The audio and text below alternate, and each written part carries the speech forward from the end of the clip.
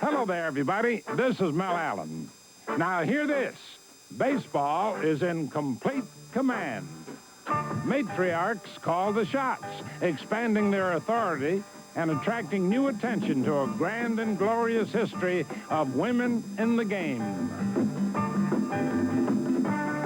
The new #1 skipper of the Yankees orders a fast-paced offensive attack to make sure that royal opponents don't rain on his parade.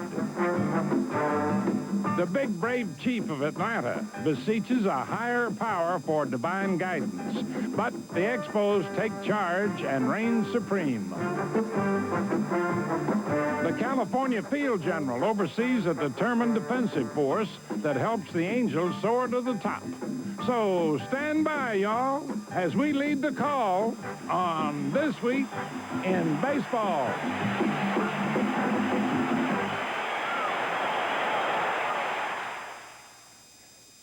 American League Parade. California marches to a winning tune. Pennant hopes are on high in Anaheim because the Angels have been soaring. Ron Romanek is one reason. He beat Milwaukee to go 3-1 and keep California cruising along in first place in the West. Accolades were also in order for an Angel defense that has been downright divine.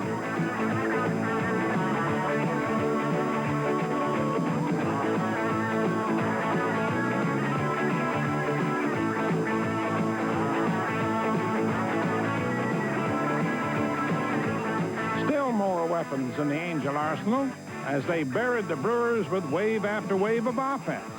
Gary Pettis poured on the speed for 2 steals and later raised his league-leading total to 16. Doug DeCinces poured on the power with home run number 5 and game winner number 4, increasing his RBI count to a team-leading 18. Another avenging Angel was Reggie Jackson, 3 RBIs against the Brewers, including home run number 5. The Angels won the West in '82 with veterans like Jackson and DeCinces, who were once again providing punch for Gene Mauch, manager of the '82 team. I think he brings a certain intensity that keeps players on edge and keeps you putting out and producing. These are the same players that had good years for him in '82, so there is a good positive attitude and a lot of believability, and that, I think, is what our strength is in 1985. Donnie Moore has boosted California's strength in the bullpen. He collected a pair of saves as the Angels took 2 out of 3 from Milwaukee and won 9 out of 11 overall to build the best record in the majors through the first 25 games. Next stop, Minnesota, where the Orioles swooped down on the Twins. Minnesota was rocking with 10 straight wins, but then Baltimore rolled into town, having won 7 out of 9 to grab hold of first place in the East. Jim Dwyer was on a roll in the opener with 2 hits and 2 RBIs, raising the roof with his first home run. Cal Ripken was another high-flying bird with 3 hits to boost his average near .340. The next night, he set a team record by playing in his 464th consecutive game. Reliever Don Ossie improved his record to 3-0 as Baltimore outslugged the Twins 8-7. In the finale, the O's doubled their pleasure at the Metrodome. 7 doubles to be exact, and 16 hits overall for a 10-5 win.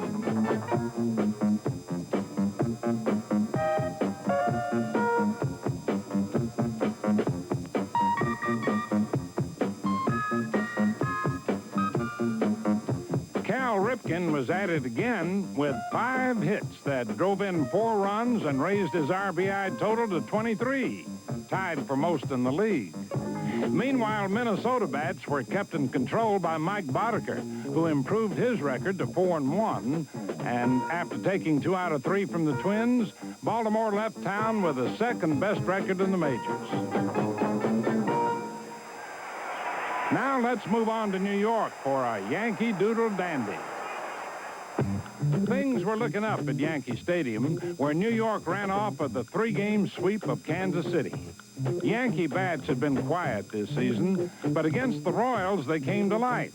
In the opener, Don Mattingly went 3 for 3 with 2 RBIs to help make manager Billy Martin's first game at the stadium a dandy homecoming.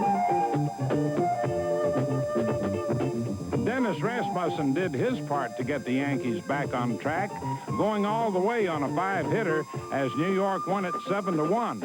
Most runs scored by the Yankees in one game this year. Manager Dick Hauser had little to cheer about, even though the Royals turned a triple play, first one in the majors this season. Next day, Billy Ball was back in business as the Yankees surprised KC by stealing 4 bases in one game for the first time since 1982, when Martin was also manager. More deja vu came by way of Louisiana Lightning. Ron Guidry struck down the Royals by going the distance to give the Yankees their first back-to-back complete game wins in 2 years. Nothing goes better with lightning than thunder, and Don Baylor provided plenty with 4 RBIs, including a home run.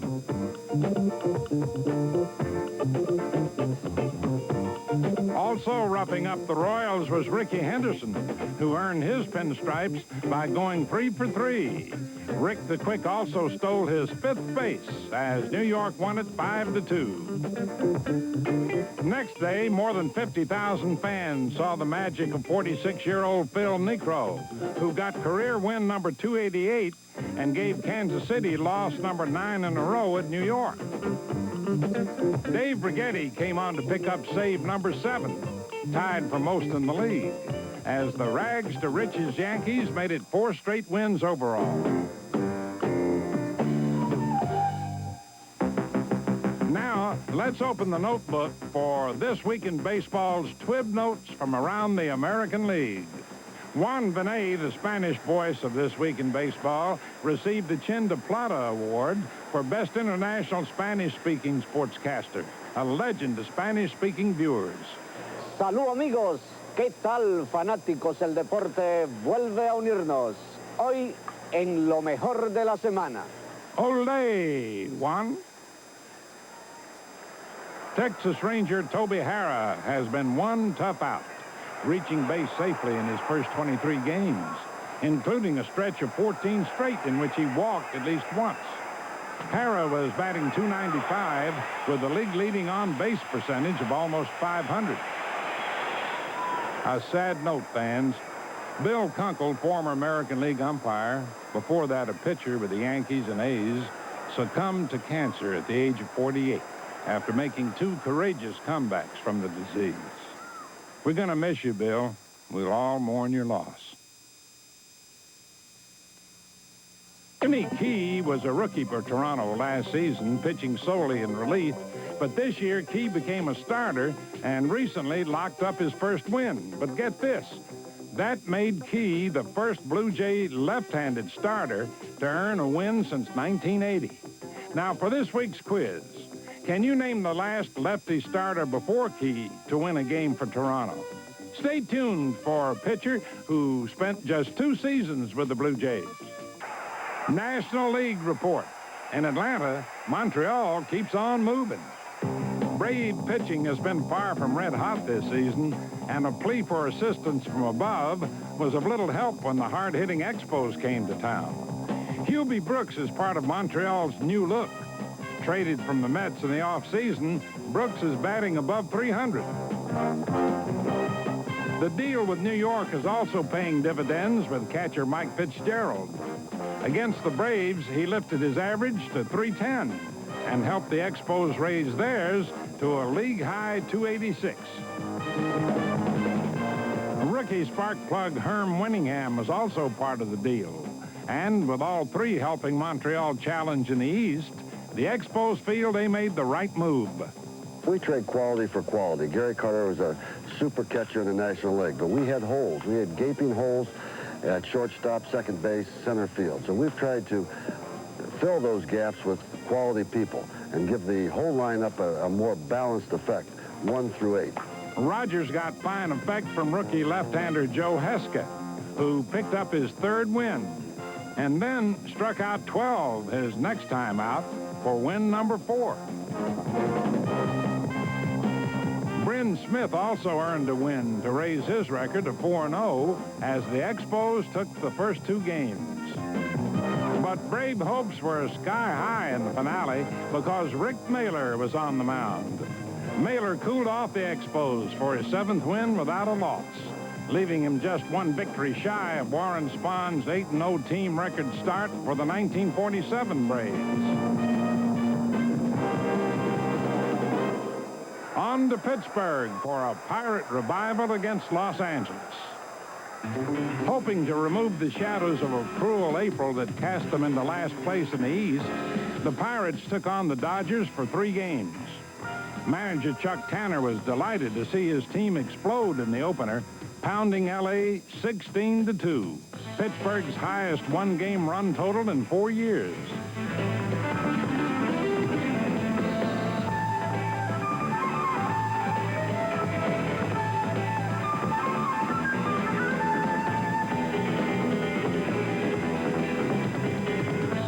Bill Allman has popped up at 4 different positions this season.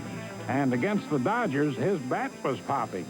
5 for 15 to boost his average above 320.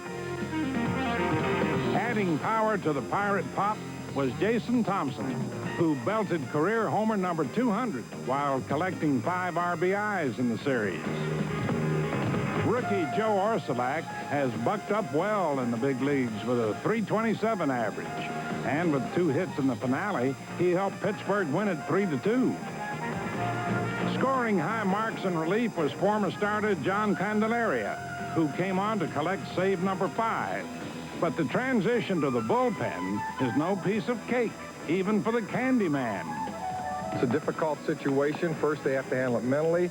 They have to be able to have something extra in here. They have to be able to cope with adversities when they have a bad outing because they can't be perfect all the time. But certain type of individuals are capable. They took Wilbur Wood, who was a great reliever, and made a starter out of him, and took 2 young kids by the name of Terry Forster and Rich Gossage and put them in the bullpen, and they've all were successful in their roles.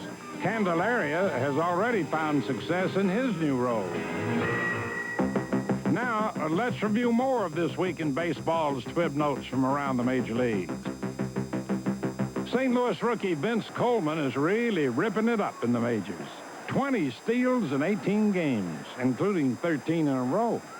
No big surprise, though, because 2 years ago, Coleman set a minor league record with 145 steals in 1 season at the single-A level.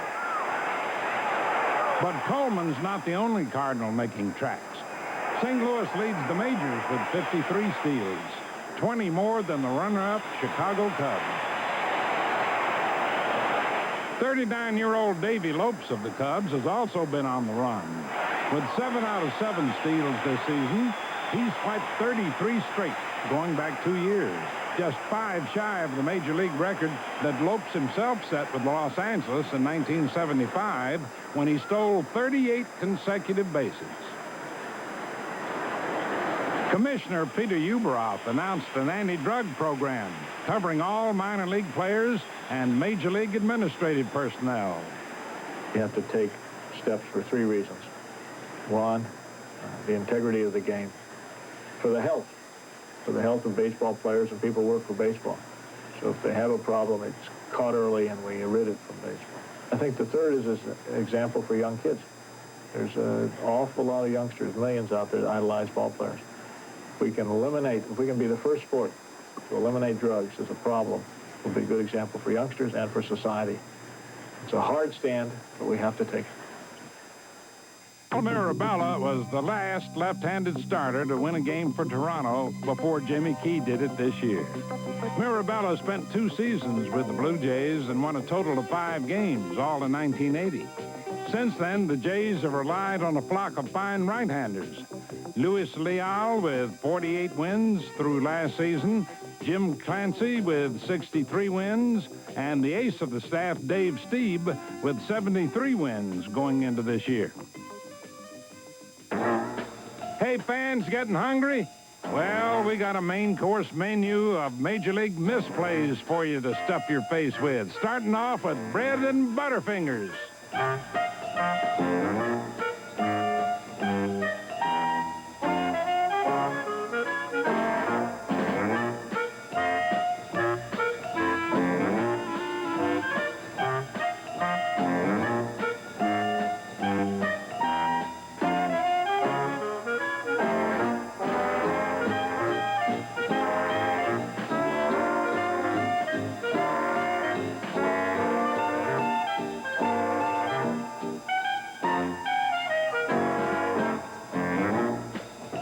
Now, that's a mouthful for anybody to chew on. But don't get filled up yet, because we're still cooking.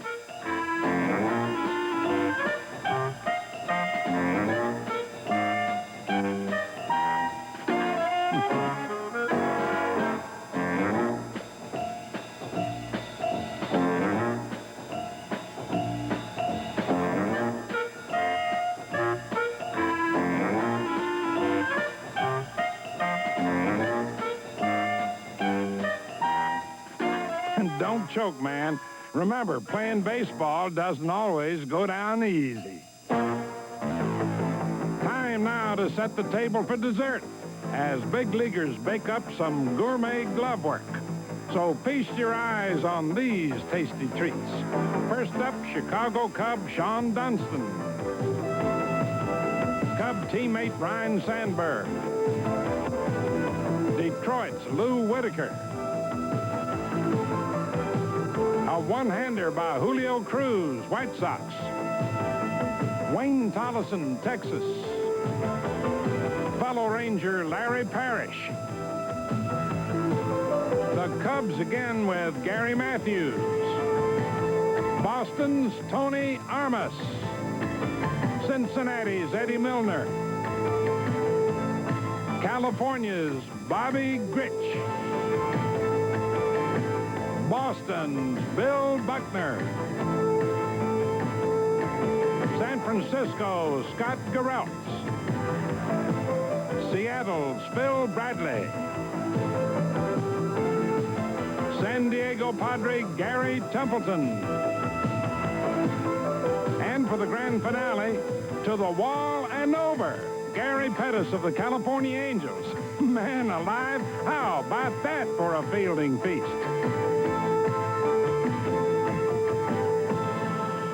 Now, let's get on the ball with a look at women in baseball. Mother's Day is upon us, a perfect time to feature women involved in the national pastime. Marge Schott is the new owner of the Cincinnati Reds, the most recent addition to a history of women associated with the game. Back in 1916, the St. Louis Cardinals had a female president. More notable was New York Met owner Joan Payson, whose team won it all in 1969. But win or lose, ownership brings out maternal instincts. I feel like they're my guys, you know. Between those guys and the fans, that's, you know, what really is the most important thing to me. After her husband's death last year, Joan Kroc took over the pennant-winning San Diego Padres, who treat her no differently because she's a woman. I think that they just look upon me as a person and someone that perhaps they'd like to play well for. The Padres did just that in '84, playing in the World Series for the first time in team history with the all-out support of a still unfamiliar owner. Somewhere in the back of their mind, they might have thought, we don't know much about Joan, and they didn't then. And somehow I wanted them to know that I was with them. I felt so thrilled because I called my daughter and Ballard and the 4 grandchildren out with me, and I felt fine, but the writer in Detroit said that I looked like a giant jar of mustard. Marge Schott brought her brand of spice to Cincinnati, convinced that baseball is a grand old game for men and women. I think it's America. It's so American. It's our game, belongs to us, and it's for everybody. You know, the young and the old. Baseball's pretty traditional, you know, but I think women are taking more interest in sports. I wouldn't want to play baseball, you know, but I have 4 granddaughters coming up. Maybe one of them will, and maybe by the time they're old enough, there'll probably be a woman somewhere, maybe a woman umpire. Do we have any women umpires? Meet Pam Postema, only woman in blue to make it to AAA ball, just one step below the majors. There's a lot of guys on a lot of these teams that have come up through the ranks with me, you know, and it's a game out there. They don't think of me as a woman out there. I don't think so, and they just think of me as another umpire out there. Minor league umpire Pam Postema, Padre owner Joan Kroc, and Reds owner Marge Schott. 3 women at the forefront of baseball. I am just another umpire. Well, the buck stops with me. I don't know if you ever noticed all the athletes, they always say, "Hi, Mom." They never say, "Hi, Dad." How true. And now it's time for an Old Spice salute, brought to you by 24-hour strong Old Spice deodorant and antiperspirant. This week, Old Spice salutes Luis Aguayo of Philadelphia. In a game against Houston, Aguayo hit his first homer of the year while filling in at third for injured slugger Mike Schmidt. Then, in the bottom of the 13th, he blasted another homer, a 2-run one this time, and a game winner to give the Phillies a 7-5 victory. As Juan Benet would say, felicitaciones. Congratulations, Luis. And that's all for now, folks. See you next week on This Week in Baseball.